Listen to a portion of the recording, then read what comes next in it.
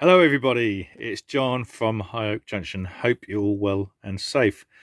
Well, once again, it's another wet, dreary Saturday afternoon, so you can't do anything outside in the garden, so what a better way to spend your time than up here in the loft doing some work on the layout. But today I'm not working on the layout, it's still connected with the railway. What I'm going to do, I'm creating a workstation here to work from when I'm weathering kits or making kits or maintenance on the train or doing a bit of soldering. As at the moment, you just see I've got a selection of scatters and woodland scenics and of course turf and different ballasts in the back there and paints and all sorts. And I also got a bit of my liquid for my smoke generator. As you can see, it's German. I got it from Germany when I go over there and visit my wife's family, because she comes from Germany. But that's really good stuff. It's cheaper over there than it is over here. It cost me, that little bottle, about just over €8, so it's about £7 for a 250ml bottle. So you can't go wrong with that. So anyway, so that's just my storage of bits and pieces at the moment. So what I'm going to do, I want to create a worktop area, because obviously to work from, because at the moment that is my working station at the moment, part of the layout. As you can see, I'm a bit of ashamed to show it to you, not great, but that's what I've been working from on the layout. And you can see down there bits of paint on the board there, and just where that toolbox is, you see where the weathering powder stains. So that's what I've been doing stuff, and because over time, as you can see, the layout is becoming established and the scenery is coming on well. So I'm gradually over time running out of space, and I don't want to be working on the layout boards anyway. So that's why I thought I want to create a little working station.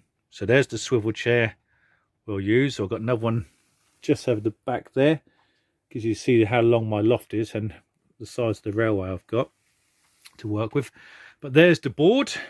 It is an 18mm plywood, hardwood ply. Got that from B&Q today, and about £19.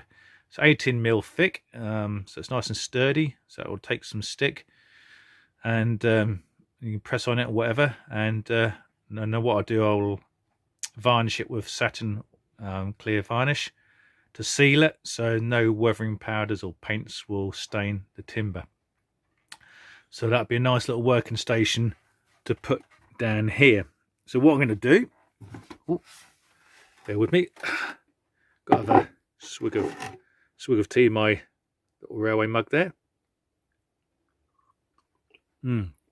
Lovely.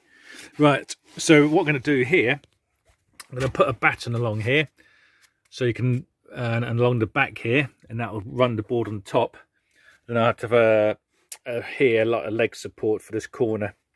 I'll probably keep some of the I've got these two drawers here, I have one either side, and then I can put my legs in when I'm sitting there.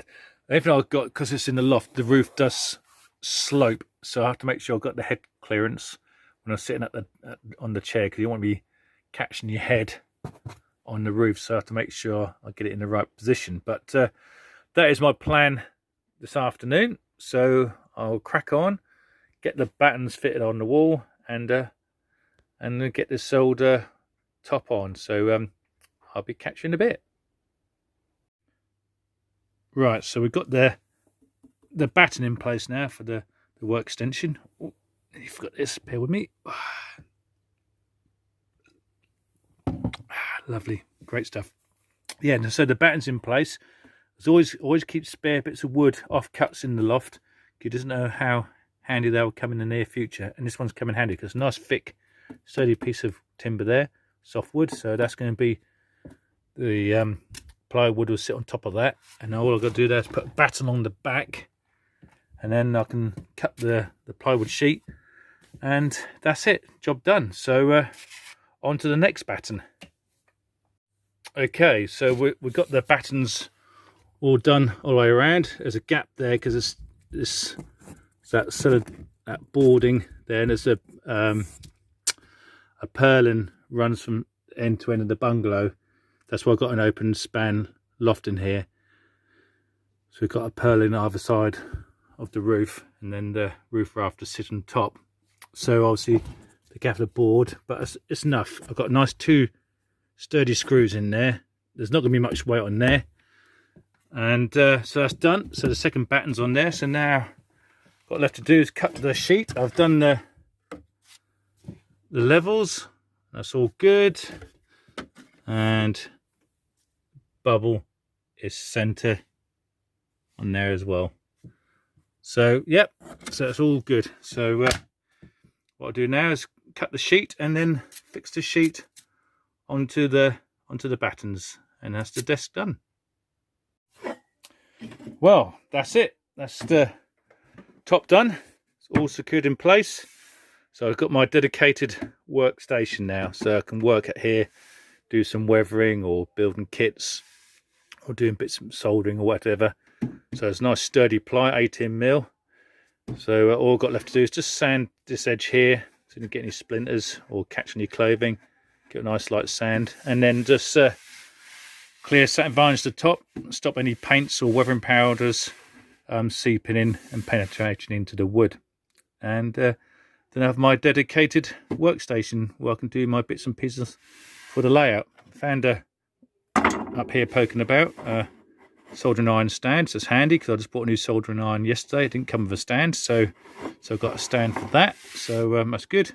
And then I can just put on here my weathering powder or my flocks along here and my paints, and if I haven't got any space, I'll put a shelf up here and keep up there to hand, and that'll be it. So it'll be a nice little area to work at. And all I've got left to do is just rearrange these drawers at the bottom here, take this one out here and just move this one along there, so you've got nice space to tuck your legs in when you're working at the desk. So there we have it, my little workstation. Right, I think I deserve to finish this off. Lovely. So once again, thanks for watching.